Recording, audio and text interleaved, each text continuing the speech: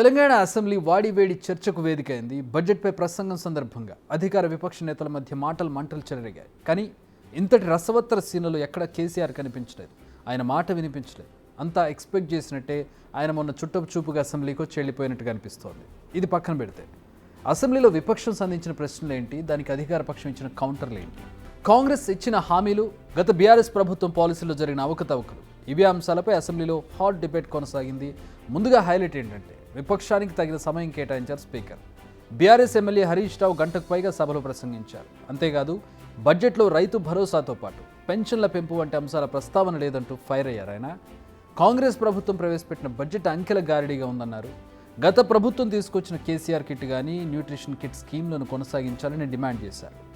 అయితే హరీష్ అడిగిన ప్రతి ప్రశ్నకు సీఎం రేవంత్ రెడ్డితో సహా ఆయా మంత్రులు సమాధానాలు చెప్పారు. అంతేకాదు గత ప్రభుత్వం తీసుకున్న ప్రతి నిర్ణయం, జరిగిన అవినీతి, చేసిన నిర్లక్ష్యం, ఇలా ప్రతి అంశంపై తాము ప్రశ్నించి తీరుతామని తేల్చి చెప్పారు సీఎం రేవంత్ రెడ్డి.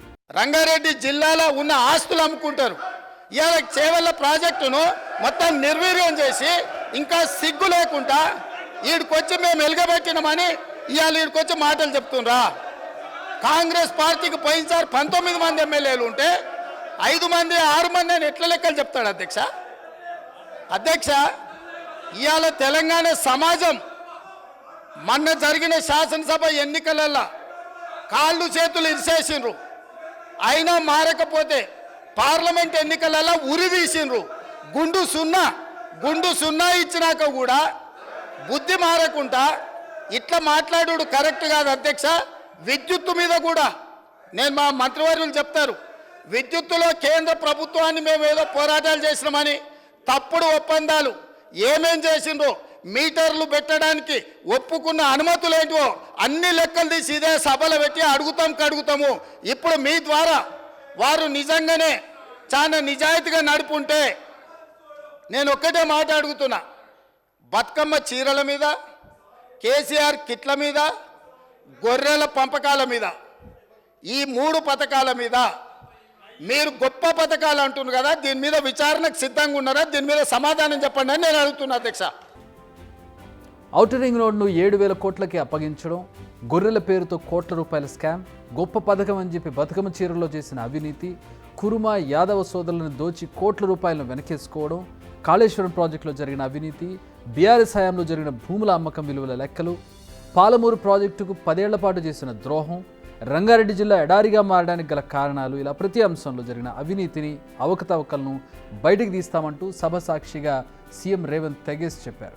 కాళేశ్వరం మీద మేము పెట్టిందే 80,000 కోట్లు, కాళేశ్వరం ప్రాజెక్టే 80,000 కోట్లు అయితే 1,00,000 కోట్ల రూపాయల అవినీతి ఎట్లా జరిగింది?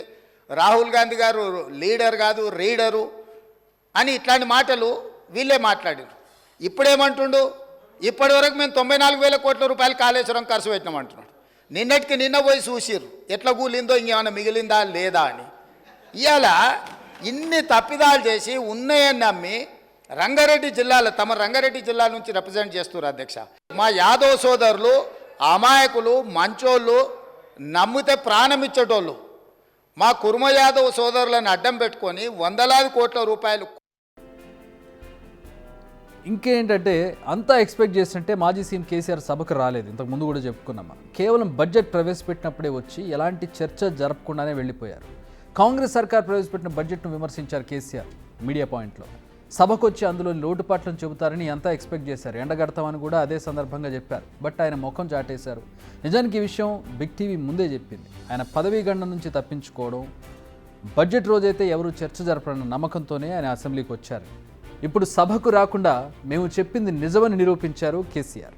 నిజానికి కేసీఆర్కు 10 ఏళ్లు ముఖ్యమంత్రిగా చేసిన అనుభవం ఉంది. ప్రస్తుతం ప్రతిపక్ష నేత హోదా ఉంది.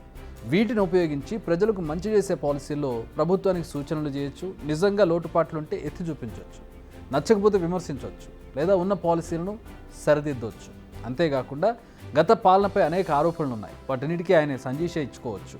ముఖ్యమంత్రి ఆయనే కాబట్టి గతంలో తాను చేసిన మంచి పనులు చెప్పుకోవచ్చు. కానీ ఇందులో ఏ ఆప్షన్ కూడా ఆయన ఎంచుకోలేదు. వీరి ముందుకు తాను వచ్చేదేంటి అనే భావనలోనే ఆయన ఉన్నట్టుగా కనిపిస్తోంది. తాను చేయాల్సిన బాధ్యతలను ప్రస్తుతం హరీష్ రావుపై మోపినట్టుగా కనిపిస్తోంది. ఎందుకంటే మొత్తం విపక్షం తరపున ఆయన ఒక్కడే మాట్లాడుతున్నాడు. అది కూడా అప్పుడప్పుడు కంట్రోల్ కూడా తప్పుతున్నారు, మాటలు దూలుతున్నారు. అధికార పార్టీ ఎమ్మెల్యేలను అనరాని మాట్లాడుతున్నారు. హరీష్ రావు చేసే వ్యాఖ్యలను బీఆర్ఎస్ పార్టీ తరఫున చేసినట్టుగానే ప్రజలు రిసీవ్ చేసుకుంటారు. మరి దీనిని సరైన దారిలో పెట్టే అవకాశం లేకుండా పోయింది కేసీఆర్. ఎందుకంటే ఆయన సభకే రావడం లేదు కదా.